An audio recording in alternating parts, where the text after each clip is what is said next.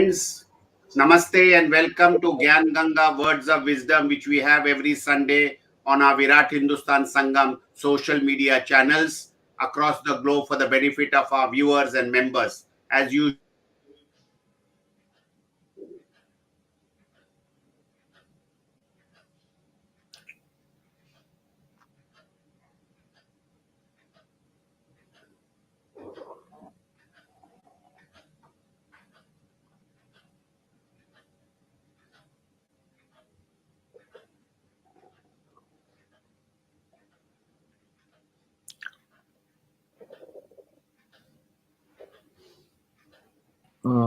Sir, I think Jagdish has internet issues.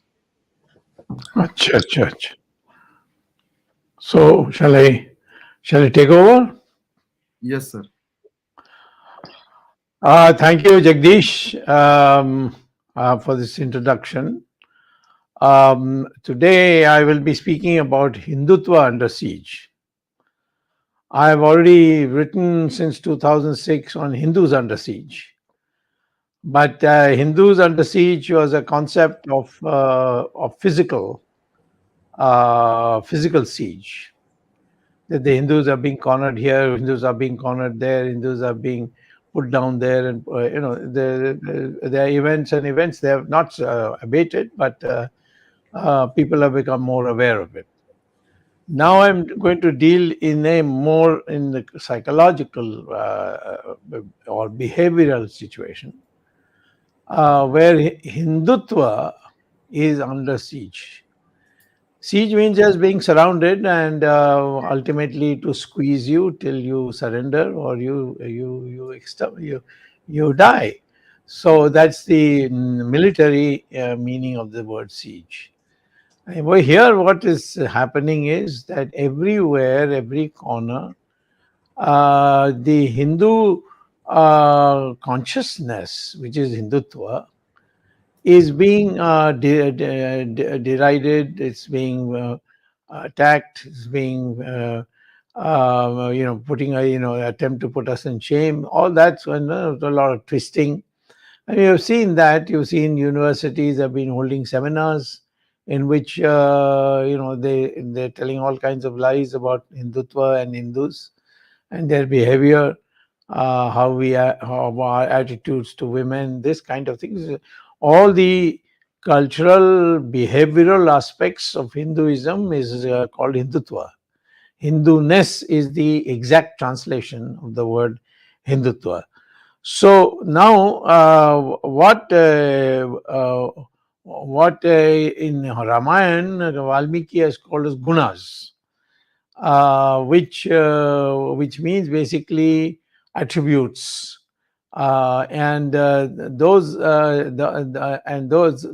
specifically outlined by sages like Valmiki and Vishwamitra and so many others. They constitute what we call as the ethos. The English word is ethos.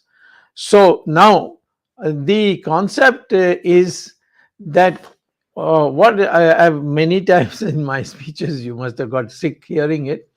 I told you that, you see, it's not enough that we are 1.4 billion people. Because as I gave you the example, if you have 1,000 goats in one place and one tiger comes, the mindset of the goat is to try and run away. And the mindset of the tiger is, even though it's alone against 1,000, it is to chase them and make one of them as his lunch or dinner.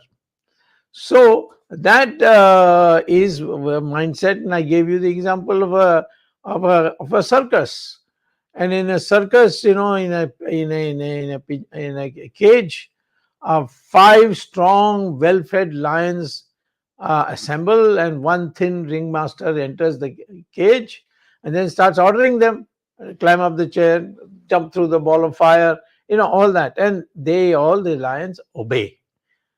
Even though in a jungle, if the lion met this thing and it was brought up in the jungle, then it would make mincemeat of that ringmaster. But inside, having been brought up from cub stage in the circus, it behaves like a where pussycat. So this mindset is the most important thing, and that is exactly what the British targeted. They the minutes on education of 1835 clearly says that our idea is to make an Indian who looks like an Indian in his skin color and so on, but he dresses like a Westerner. He has mores which are Western. For example, sitting in the dining table with a fork on knife and fork and knife, and a knife on the right side and fork on the left side, all that. So all British habits. So that has still not gone. And we are in a situation where we are in a transitional situation, but it should not get reversed. And that is why this consciousness we are creating. So the mindset, the way your mind is made, if your mind is free, and that is what Gita teaches you, if your mind is free and it is not brainwashed, then you will do things which are rational, logical, and good for the country. If you say, no, no, India is a land of two races, Aryans and Dravidians, which is what the British taught you, nobody even asks, what is the proof? Now, somebody asked me, what is the proof to the counter? I said, DNA studies.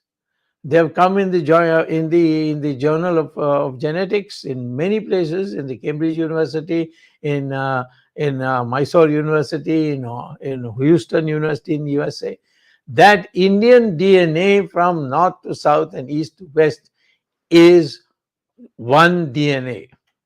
That means we are one people. Even the Muslims in India, they have the same DNA as us, which means they're all mostly 99.9% converted. And whatever came from outside, they may have grabbed all our Indian women and then produced children through them. But the fact is that they were not very many. So the dominant DNA of the Hindu is now there in every sect of India. And we all, even scheduled caste and Brahmins have the same DNA, which means that there's no such thing as a born scheduled caste and a born Brahmin. And that is true. If you read, you will say it's Brahmins are those who have the gunas of a Brahmin, which is Gyan, Tyag, and Sahas. So this is there in the Gita. I mean, I don't have to, I'm not giving you any research. This is right now in the Gita. So therefore, the concept of who we are, which I have referred to many times before, but more in the context of what people are making out to be what you are not. That is what I'm calling the siege. So therefore, I want to say to you that the mindset, which includes Shishtachar, Sanskar, and and there are many dimensions. Indians must feel as one. Not I'm a Brahmin. Why? Because you're born Brahmin. Who says you're a brown person born Brahmin is Brahmin, or a born Kshatriya is a Kshatriya? Valmiki was born in a Kshatriya family, but he's known as a great Maharishi. In fact, he's rishis of rishis. Even the gods used to be scared of him. So therefore, the amount of garbage that has been fed in, that is what I am now devoting your attention to. I think we have done enough to talk about what's happening in our history, and so many other minus factors, where I wrote my book on Hindus on Siege, which became a bestseller.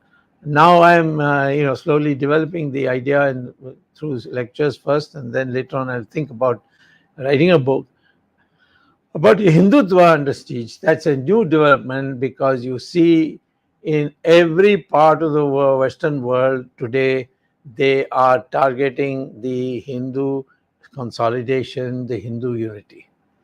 We are, after all, demolishing the caste system. Everybody should be praising us. Instead of that, they're seeing it as a threat. And yeah, there are crazy people. Some of them go around killing people, stabbing people.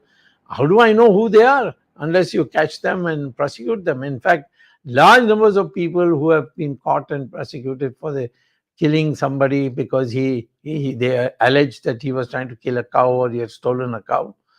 We found that they had nothing to do with any of the Hindu organizations. And so to discredit, the process takes in various forms, and the alertness for that is. Now, you see, Hindus have a special characteristic, and that is one of the difficulties also we're having today. Their focus is on the family, but everything else they do it automatically. Now, how many people come to Kumbh Mela? 1 crore. Does anybody get an invitation to go to Kumbh Mela? Are they given a ticket to travel, or they give you money for your expenses? No, people come on their own, and they come in crores. If you compare all the days put together, it'll be in crores. But on the final day, it is at least 1.5 crores. So therefore, this is one characteristic of Hindu, who have come together as one. Shankaracharya started from Kerala. He went all the way to Kashmir. Why? To debate with the Buddhists, and then having debated, telling them, if you lose the debate, then you have to convert to my religion, which is Advaita Hinduism. Otherwise, I'll convert to yours. And he won all the way. And from a 95% Buddhist state, we became almost 85% Hindu state. So, and started expanding after that, because he began to see common elements in Buddhism and Jainism. And of course, Sikhism is very clearly a common element. So, therefore, as a whole, we were easily 90%. So that is typically a Hindutva approach. Arguments, give arguments. Ram Mandir, did we go and say, nah? Well, maybe a mob went and broke it, but then they were all prosecuted. They were, they had to undergo a lot of pain on that.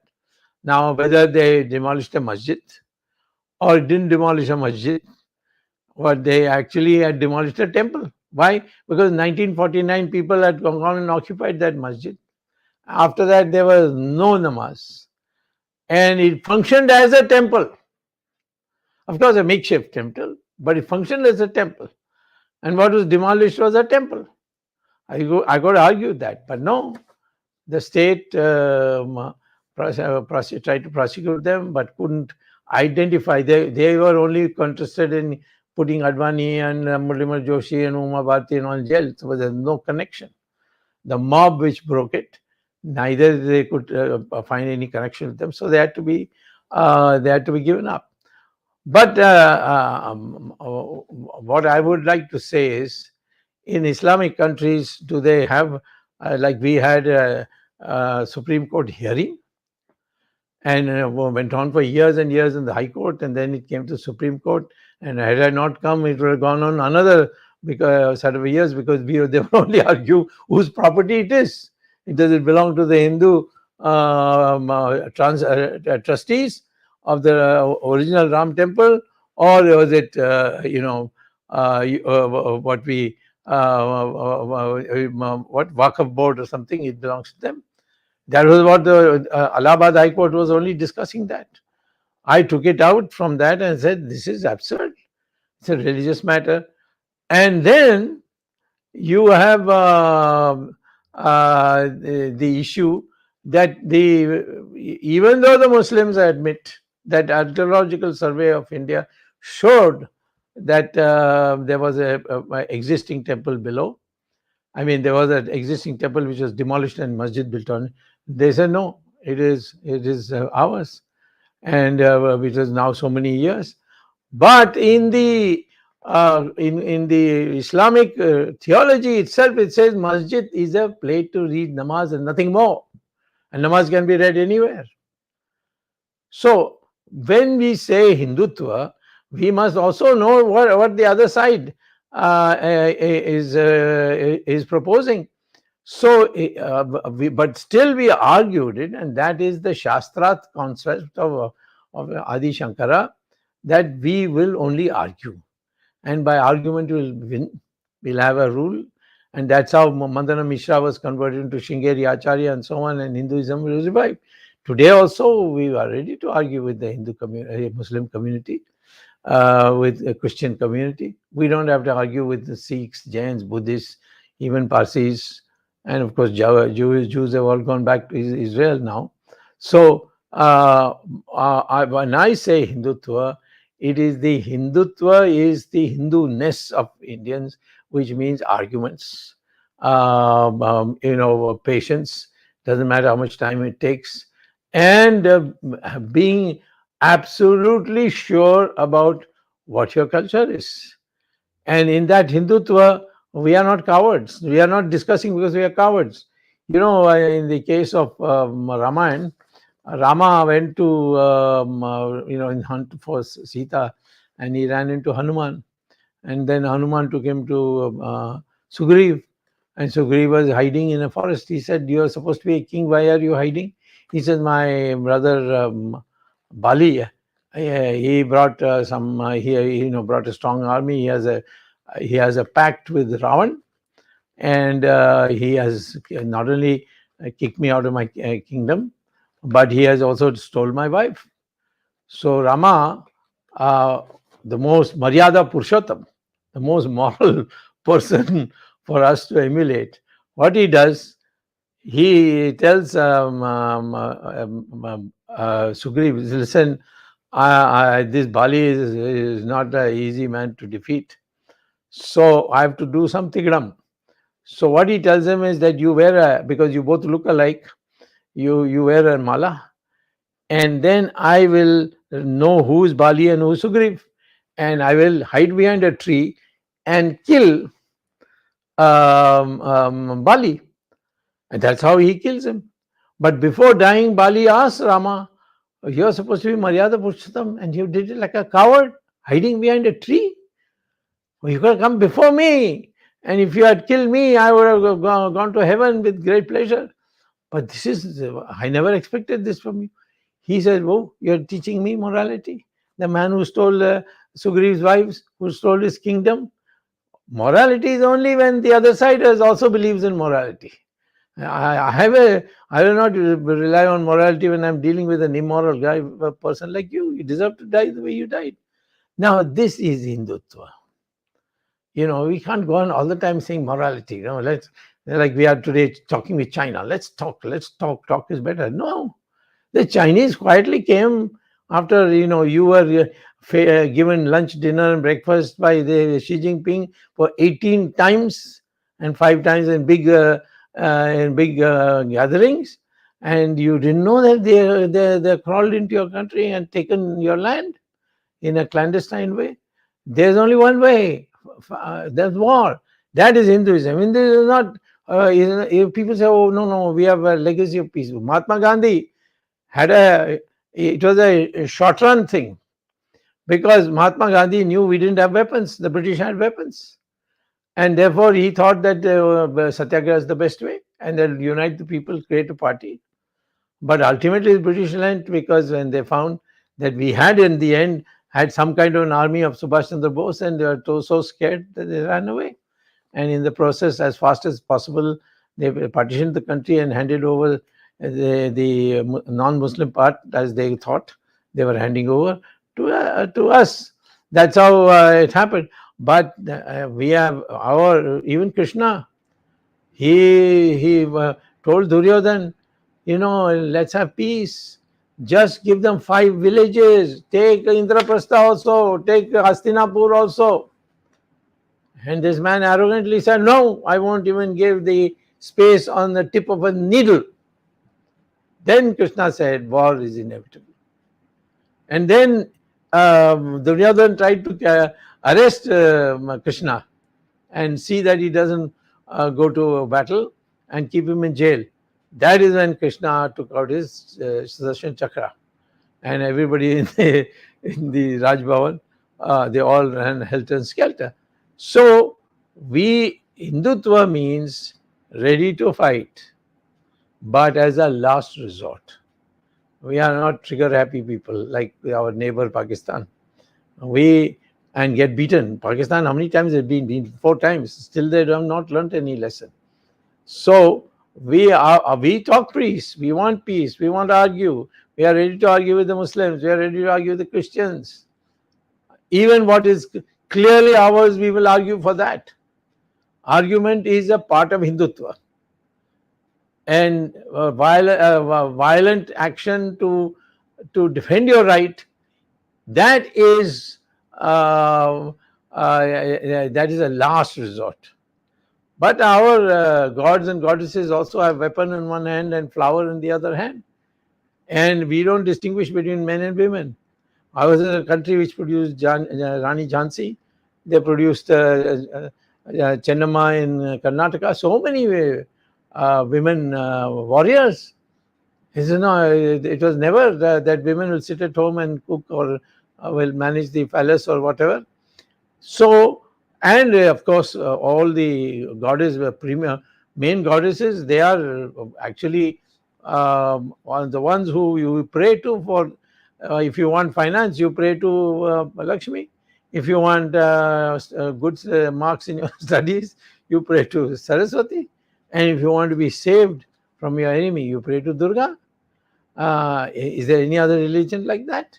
So this is also part of the Hindutva. Religion is what the description, and that description is limited. Even Krishna, in his last thing, he says, I think I noted it in the last chapter, which is 18th chapter, in 63. He says, thus the knowledge that is more secret than any secret was told by me to you. He tells Arjuna. Considering this thoroughly, he tells Arjuna, you may do just as you wish. Have you seen any other religion where the God says you may do as you wish? This is Hindutva. We never force our opinion on anybody. Even the gods don't force their opinion on anybody. And he says openly. And today we only argue on hijab. We are saying, please, this is not our culture. We will do it. But is it in the Quran? It's not in the Quran. But somebody quoted me a chapter, and if I can read out to you, I'm not so sure the women were going to like this.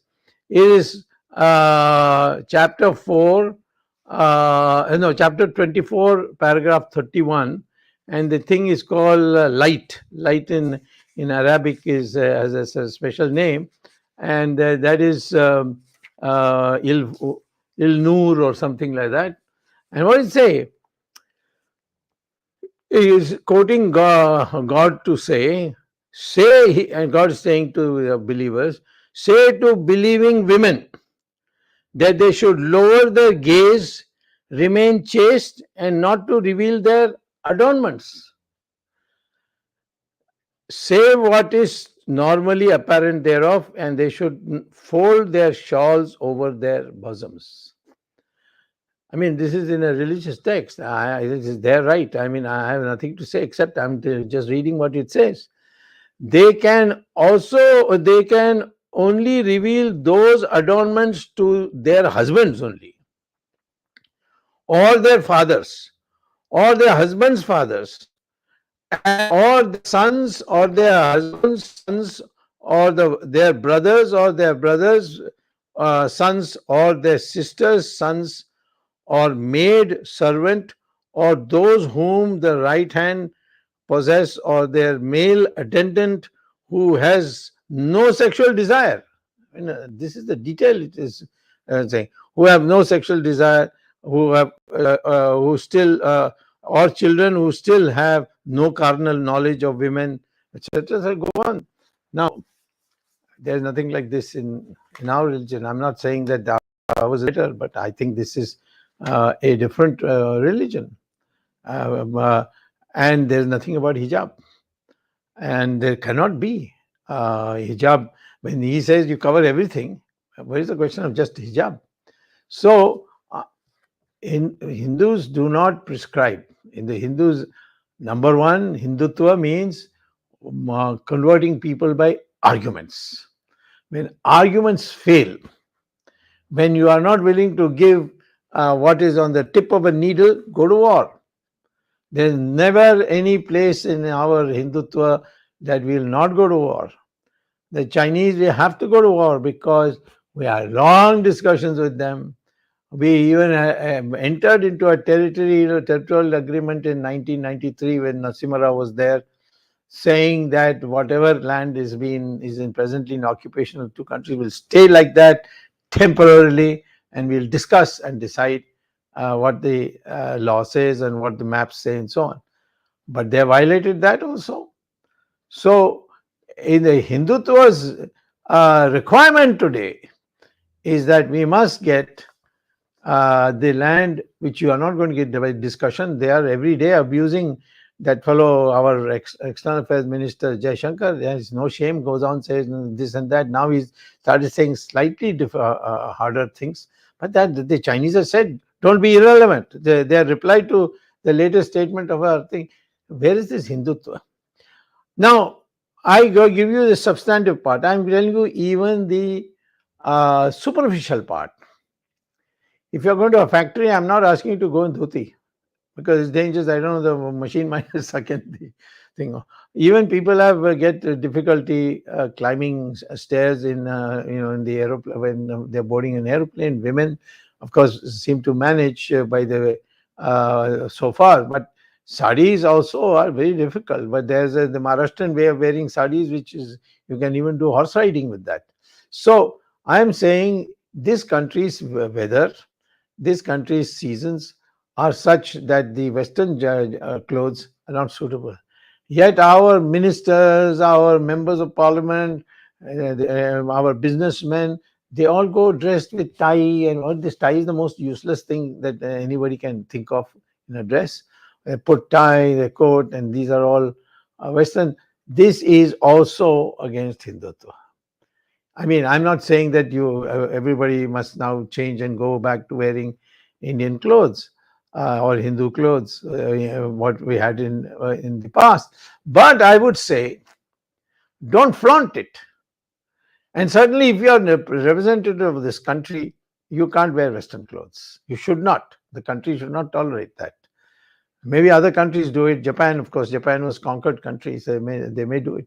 But I would say, when we talk about Hindutva, no compulsion, but we can say this is our goal, this is our aim, and we are not opposed to any ideas which are good ideas. That's why Parliament, there's a big signboard, Aham Nija Paraveti Ganana Lagu Chetasam Udar Charita Namatu Vasudeva Kutumbakam. That is, the whole world is ours. Don't think in the small things like this is mine and this is yours. Think the whole globe is yours. That is the Hindu principle. So let me then move forward. The Hindutva concept of dealing with people is what Shankaracharya, Adi Shankara showed you. That is Shastrat, persuasion. So first is persuasion. If he doesn't listen to persuasion and he is committing a crime, and a crime against you, society, then you retaliate not with persuasion, but with weapons. That is Hindutva. We are never a passive country. If Pakistan, nobody is going to say adopt Gandhian principles with Pakistan. There is no use even talking to them. So I think these are things which should have been taught. We used to be taught, but now after the British changed our education system, we have not managed to wipe out all this nonsense from our history books and our social science books. In fact, they set up a history review, history new textbook committee, and then all the bureaucrats got in. And even today, after 8 years, there is no book yet ready. The man who could have got the book done if he had been chairman, Rajiv Malhotra, They pushed him out, and made him disgusted, and he left himself. He didn't want to waste his time. So I'm saying that therefore Hindutva has to be inculcated today. When you start bit by bit, first you know your correct history, as I have said many times, the correct history, how nobody could bring us down. You see, the Muslims overran Iran when the Zoroastrians were at the peak of their power, and with pure brute force they ran over. 15 years they converted the whole of Iran to Islam. Iran was not an Islamic country, or Persia was not an Islamic country. In fact, in Ramayana, Dashrath married 𝐾𝐾𝐑, and 𝐾𝐾𝐑 was a prince of Iran. And when Rama was to go to the forest, where was Bharat and Shatrughan? They were two people managing a part of Iran. I mean, they were governors. They had to come. That's why when Rama left, they were not there. They only later on went running to Chitrakoot and met Ram. So we had a very huge area. I'm not going into that, but the fact is that even there, 𝐾𝐾𝐑, she fought the battle alongside with Dashrath. Women have been fighting battles. They have been even driving the chariot, like Krishna did it for Arjuna. So, number one, I would say, the other sieges, I've said about the dress code for formal occasions. You can, informal occasions, you can wear any dress, you can wear Chinese dress, you can wear Western dress, it doesn't matter. But why? Because it's a psychological thing. I don't think it's a very big issue, but I think this psychological thing that you don't, that is point number one. Number two, in our Hindutva, we condemn jealousy, but India is flooded with jealousy. I've seen that in any place where I was, for a brief while in the academics in India. My God, what jealousy! How to block me? How to do this? How to that? In IIT, in Delhi school, Amartya Sen companies ensured that because I was not of the same ideological view, I would not be. That kind of jealousy has come over the years when the British inculcated it, because they kept saying he dresses like this, therefore we are giving him a higher post. You are unfit to get any promotion. So dress code, inferiority complex. Don't be ever jealous. If you read Ramayana, Mahabharata and other things, you will know that the worst thing that a Hindu can have is jealousy. Instead of trying to pull him back, try to overtake him by your sheer hard work. And follow Krishna, who says that you have freedom of action, but the results of that I decide. That's what Krishna says in Gita. Follow that. If you win, fine, don't over celebrate. If you lose, don't go into depression. Have a evenness. So, evenness of temper, evenness of emotions.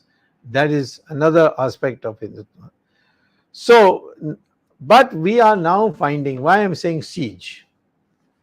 What happened to me in Harvard? I was how many years I taught? From 63, 1963, not 1963. I went to 62. I went to Harvard, got a PhD. I cleared the PhD general, so they allowed me to start teaching while I was writing my thesis. So I became a teacher, what they called as a teaching fellow. Then I finished my PhD in 1 year, and collaborated with a very famous, our thesis advisor was very, very famous. He's the founder of GDP, Simon Kuznets. And then I was joint author with Paul Samuelson. And I became assistant professor, then associate professor. And the time when I become professor, I got attracted to go to India. Went to India, and I got nothing but jealousy. And jealousy by all these people who are now behaving like servants in the West. And what happened is this. that because I had filed court cases against Sonia, a campaign was let loose in Harvard with the Indian scholars, those Indians who study Hinduism and all that and do all that nonsense, who used to come to India. They were contacted and said that because Harvard University wanted a campus in India, they contacted these people and said, raise this question that Swamy has written an article in DNA in India. Now, what business is it of theirs what I say in India? And secondly, in India, people, and it was not a new thing. It has already had come in my book on deterrence and defense, which was a bestseller, which even Manmohan Singh ordered 500 copies and put it in all the libraries of our embassies. And there was one line I said, mosque. If the terrorists, I didn't say Muslim, I said if the terrorists demolish Hindu temples, then there are mosques where these terrorists stay. You demolish them. And in case of Hindu temples, if they have been formed with Prana Pratishta Puja, then nobody can demolish it. But if it is some temple which is suddenly put up on the street, on the footpath or pavement, that can be demolished. If Prana Pratishta Puja is done, you can't touch it. So I said the temples can't be touched. But masjid, they are demolished in Turkey to build roads. They are demolishing. In Saudi Arabia, they are demolishing. You can go to Google and type, and you'll get all the entire list of how many masjids they have demolished in the last 40 years or 30 years. So because masjid is a place to read namaz. And all right, I am misinterpreting Turkey and I'm misinterpreting Saudi Arabia.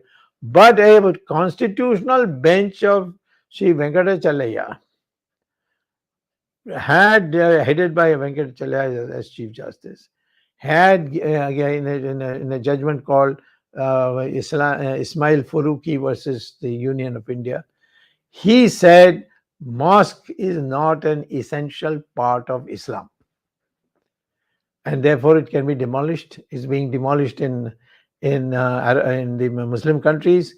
It also was demolished during the British period. So mosque can be. I only said this, that if they demolish temples, if they loot temples, if they burn temples, then you retaliate, because most of these mosques are built on temples, so you revive those. So this was a defense strategy. I'm not saying that do this. I'm only saying if they are going to do it, there should be some retaliation. All right. This came in a newspaper, and what they did, they Department of Economics ignored all these anonymous letters and so on, and again for the 11th time asked me for that year. Every year I used to go in the summer. So from 2000 to 2011 I had gone. So 2012 they said, come again, because your courses are very popular. And somebody raised objection. They said, no, in class he has never said anything. I won't also. Why should I? I was doing mathematical economics and the economy of China. How I can bring Hindutva in that? So they canceled my course. Of course, now, and then they said this is hurt the feelings, this is hate speech, this, that. And then Miss Sonia Gandhi arranged with Chidambaram, numerous hate speech cases against me. All of them have won. The last one I won was the worst of them, because Jetli also got involved after we came to power. In 2015, they filed a case in the border of Bangladesh, Karimganj. A judge, of course, he was, it's not important that he was Muslim, but he was Muslim, and the complainant was also Muslim. He said that I have said in a speech, in a lecture to Guwahati University, that mosques can be demolished. And so, therefore, hate speech. And the man issues a warrant in my name.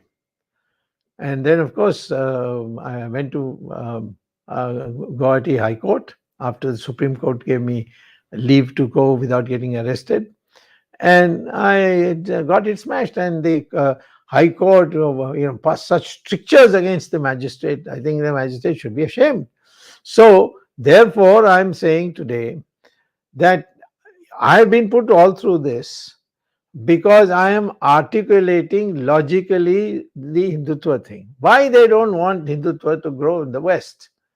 Why they're putting on siege? Why they got all these new committees which are holding all kinds of these things? 41 universities they invite and then say horrible things about and everything is twisted.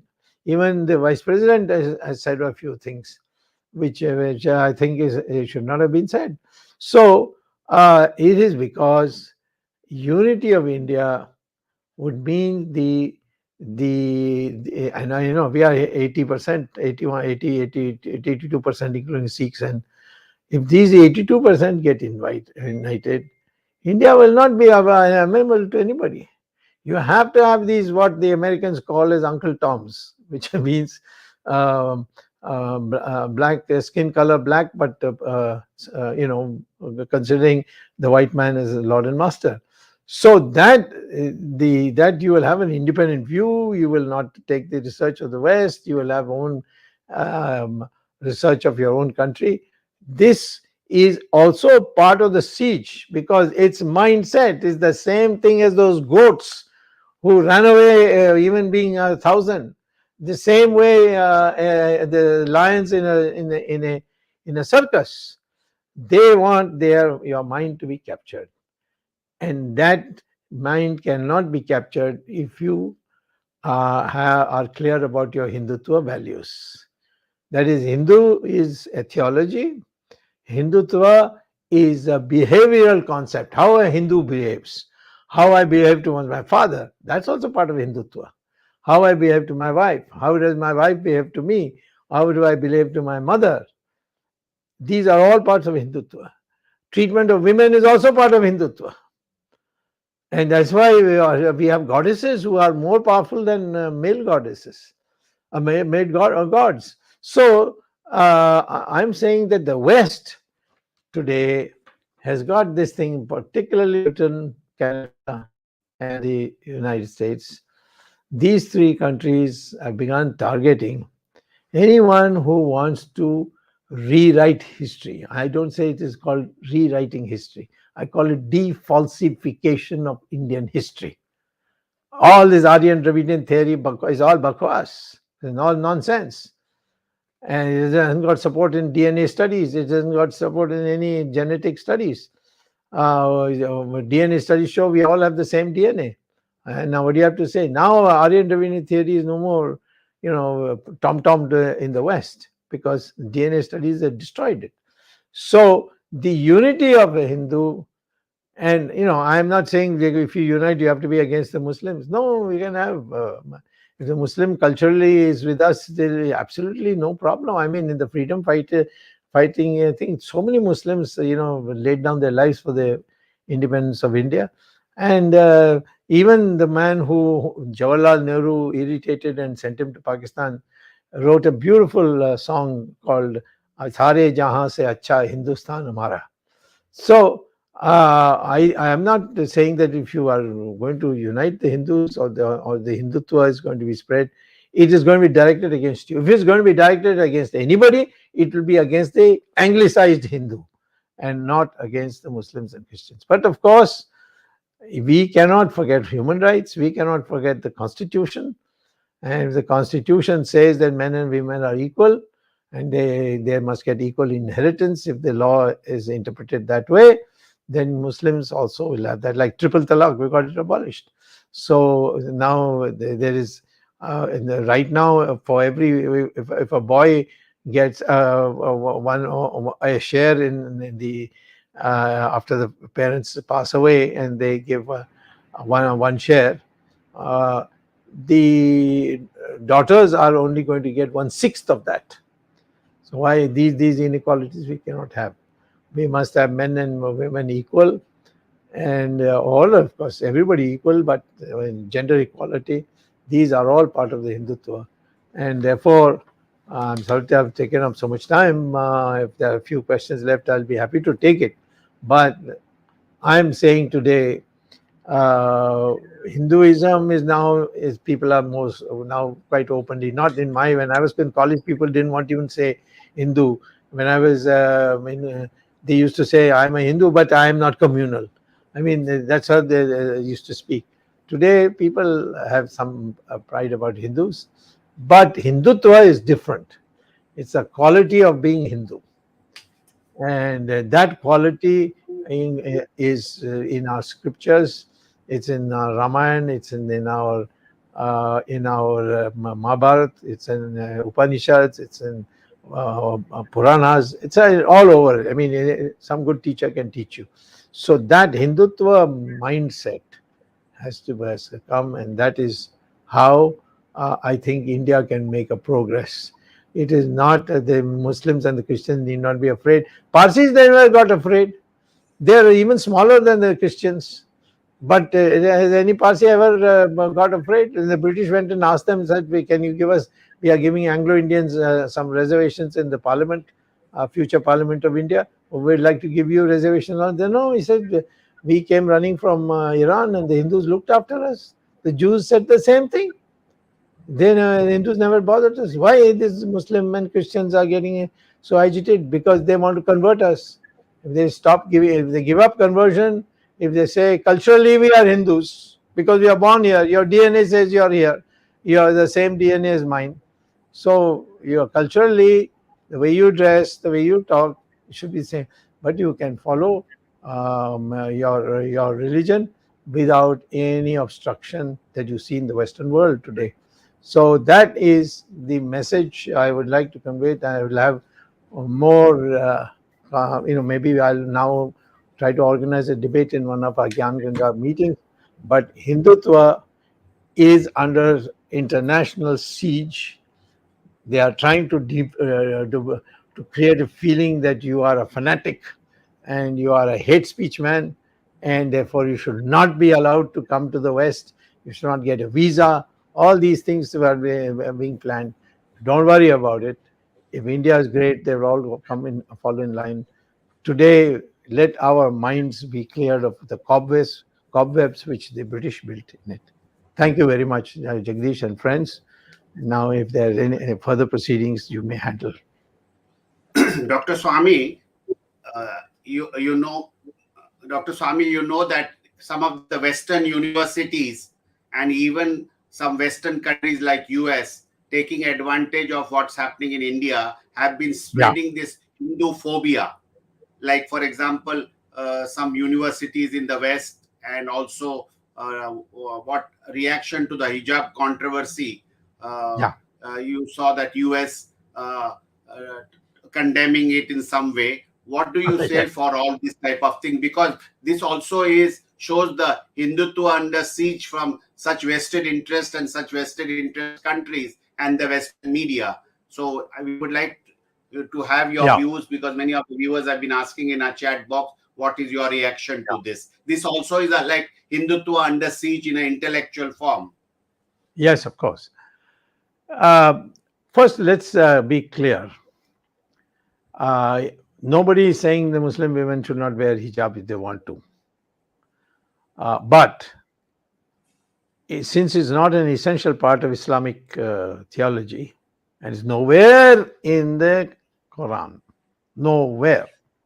Maybe it's there in Hadith or Sirah, but it's not in the Quran. And so if the school says as a uniform, and Hindus, Muslims, Christians, Sikhs, everybody should wear the same uniform so that nobody knows who's rich, who's poor. They should buy from the same department store which the school would have contracted with, so that even the texture of the cloth is the same. Then hijab cannot be a compulsory requirement. And I was shocked to see slogans like first hijab, then kitab, that is books. That is something that, well, let the West say anything. They can say anything. After all, I only said what the Supreme Court said, that mosques can be demolished. And they have created such a hullabaloo. They got Indians also, by the way, who were not, of course, part of any department or anything. They were just peripheral. They were at some Asia Institute or something like that, who screamed at me. But I mean, they didn't. By the way, they didn't even invite me to give my point of view. This is totally against the law. Equal. You know, we have in law, if somebody makes an accusation, I have a right to reply. They never give me time to reply. Anyway, we'll see what happens when I file the case. But now that Guwahati High Court has given me a tremendous judgment, and I'll utilize that to show how fake their allegations against me were. But I'm only saying that whether it's a hijab, whether it's a mosque, which is built on a temple, they cannot claim it to be an essential part of Islam because it's nowhere there. And in their own Arab countries, they demolish mosques. So hijab is the question. On your question on hijab, it's a totally manufactured, fabricated issue, and we should be firm to see that as far as schools are concerned, we maintain in the classroom. They can come to school with hijab, no problem, but you can't enter the class. That is the basis on which we should proceed. Arvind, do you have a question before I Yeah, ask my next? Dr. Swamy, good evening. I missed a major portion of your speech on this topic. In fact, I wanted to participate from the beginning. Because of technical problem, I connected very late. So I missed what you said, but I have few questions in my mind which I will put forward before you. First of all, when we talk about Hindu unity versus anti-Hindu faction in country, we say all Hindus should get united. But when it comes to elections, every political party, including Bharatiya Janata Party and Indian National Congress, the two major parties, or the regional parties in whichever part of India, they only go by selection of candidates based on the caste. Not only go by selection of candidates by caste, even entire campaign is based on caste lines. And all the regional leaders that we have in India, they are basically a leader of their own caste. I'm not naming the parties. There's no need for naming the parties or leaders, but each individual regional party leader is a leader of the caste or a faction of the caste. Now, how do we achieve this goal of uniting Hindus when we have every now and then, in fact, elections take place in India almost every time. In fact, every year, assembly or parliament or local bodies or whatever. So how do we unite Hindus? How do we achieve those goals? And when Jagdish says and you say that Hindus are under siege, not only in India, internationally, that means the unity is the call of the day. But how do we achieve this unity when we have factions within factions in the parties and in the political structure? Well, I think first of all, during the freedom movement, a lot of highly educated, enlightened people entered public life. After Jawaharlal Nehru came, slowly dummies were taken. And I think now we have reached the bottom of the pit. And I will exclude no party on that. The reality is this. First of all, notice what happened in 1977 election. In North Indian states, which is more casteist than many of the other states in the South, not a single seat went to anybody on the basis of caste. There's only one who is going to drive away the emergency. And the Janata Party was picked. People like George Fernandez, who were Mangalorean Christians and were in jail. Muzaffarpur elected him a huge majority. I went to Bombay, the most anti-Madrasi place in Bombay itself, because Shiv Sena was a very strong force. In those days, Shiv Sena was dead against Madrasis, dead against. And they put up a candidate against me also, or rather they campaigned for the Congress against me, but I won, and by a huge majority. I won again the second time. The third time Mrs. Gandhi was assassinated, so we all lost and I also lost. Then I went for Lok Sabha to Madurai, another highly casteist area. Even though it was my hometown, I mean ancestral hometown. Jayalalitha, with whom an alliance, told me that ADMK has never won that seat. Even MGR's time it didn't win it. So we won't be able to help you at all. So I said, I made a promise to my mother, I'll fight and I'll see. And I fought only on certain economic issues. And I won. And by a very large margin. So I think the fault is the politicians who are not able to address the electorate on anything but this base concept of main tumhara hoon aur tum mera ho, this caste matter, religious matters. Hindutva is not a religious matter. You are uniting all castes. So therefore, and that's 82%.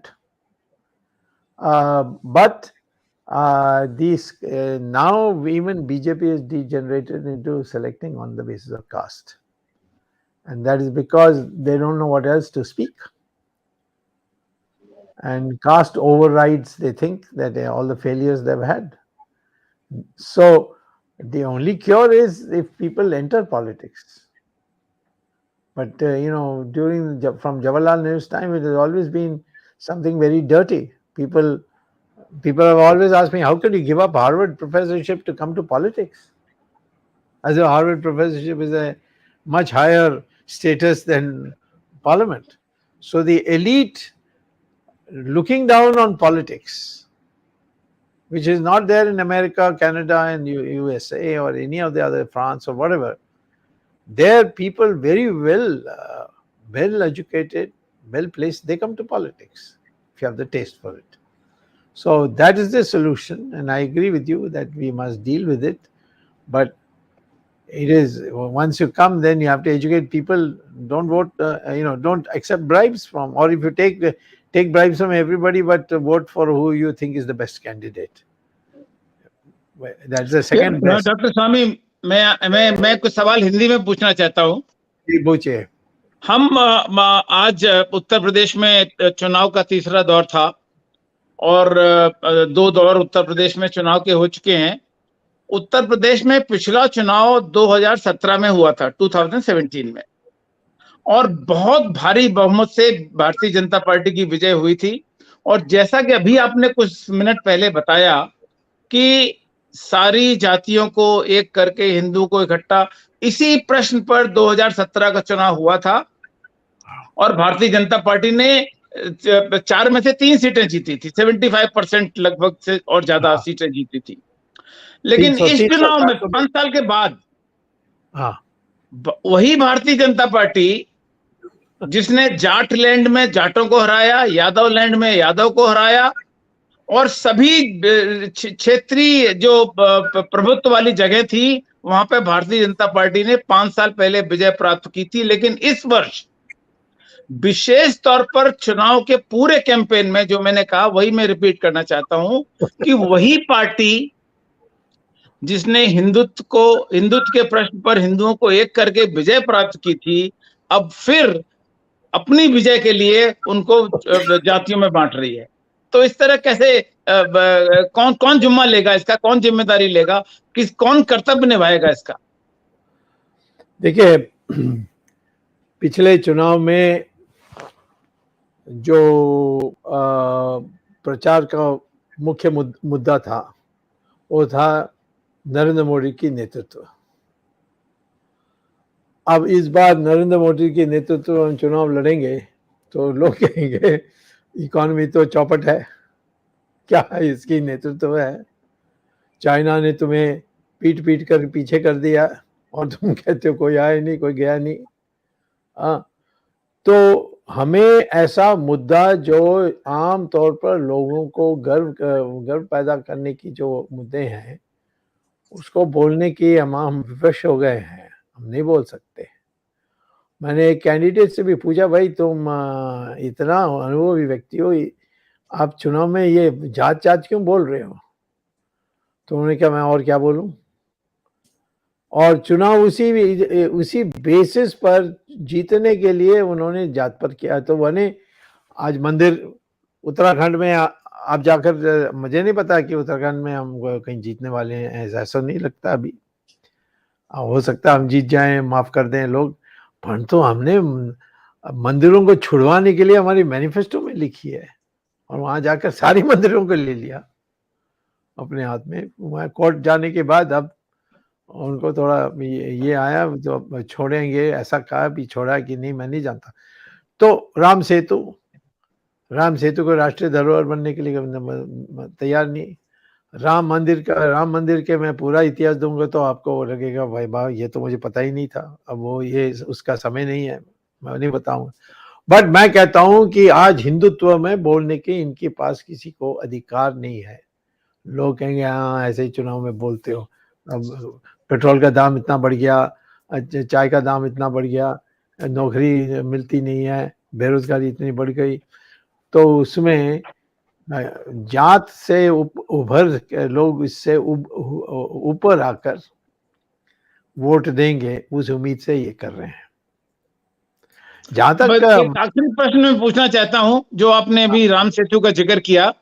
हाँ, नरेंद्र मोदी जी के नेतृत्व में 2019 में विशाल बहुमत से Bharatiya Janata party आई थी, 303 सीटें जीती थी उन्होंने, और उस समय भी सारे हिंदू जाति के ऊपर उठकर नरेंद्र मोदी के पक्ष में खड़े हुए थे, उन्होंने वोट दिया था। राम सेतु का मुद्दा जो है, जब आपने राम सेतु को मुक्त कराया कोर्ट के माध्यम से, न्यायालय के माध्यम से, आप अकेले व्यक्ति थे जिन्होंने संघर्ष किया और जो सफल हुए, और राम सेतु को राष्ट्रीय धरोहर के प्रश्न पर वही हिंदूवादी सरकार आनाकानी कर रही है, और लगभग 3 वर्ष से ऊपर हो चुके जो मामला प्रधानमंत्री के कार्यालय में पड़ा हुआ है। हाँ। तो जब हम हिंदुत्व की बात करते हैं तो हिंदुत्ववादी सरकार ये काम नहीं करती। अभी 1 महीने पहले की बात है, जब जनवरी में सरकारी छुट्टियां पूरे साल के लिए बनती हैं, तो इस वर्ष रामनवमी को छुट्टी नहीं है, जन्माष्टमी को छुट्टी नहीं है, जो हिंदू त्योहार हैं उनको वैकल्पिक छुट्टी में डाला गया है। सरकार, मतलब किस तरह की सरकार हमारे पास है? मोहम्मद प्रॉफिट का जो जन्मदिन है वो तो सरकारी छुट्टी में है, लेकिन जन्माष्टमी और रामनवमी के दिन हमें छुट्टी नहीं दी जा रही है, रक्षाबंधन में छुट्टी नहीं दी जा रही है। ये हिंदू सरकार के अंदर हो रहा है, इसको आप किस नजरिए से देखते हैं?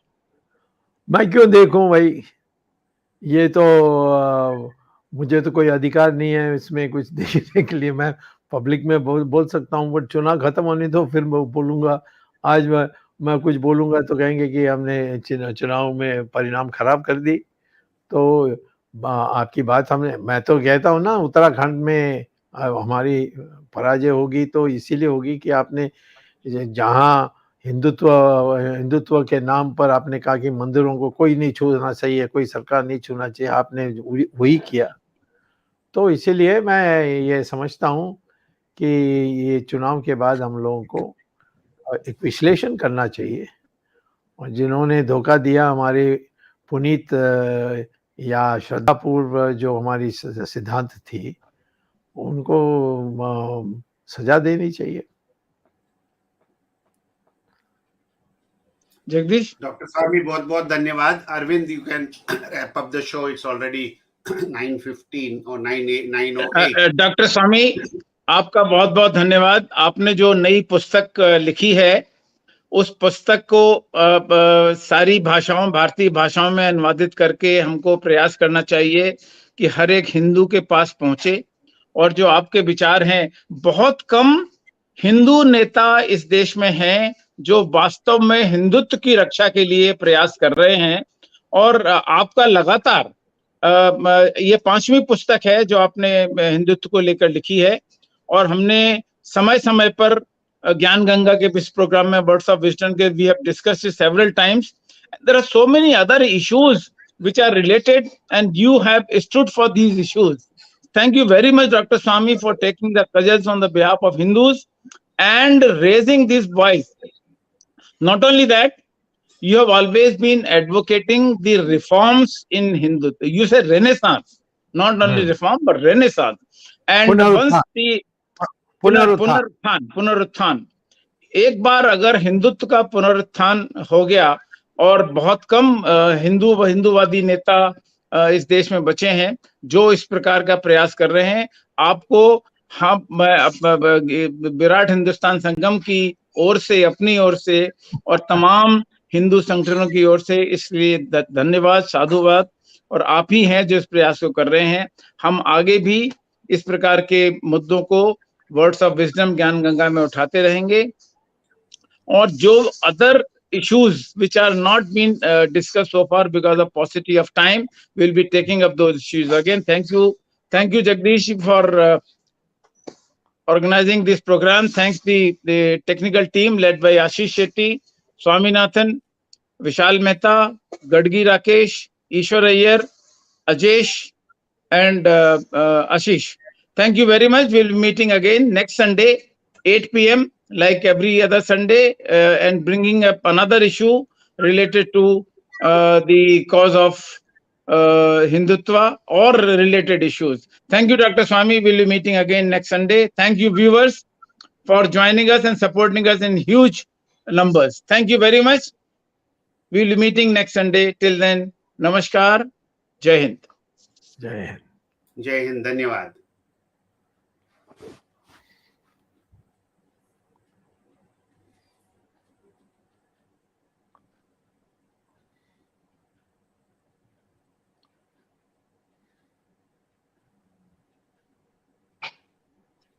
Tejas, live.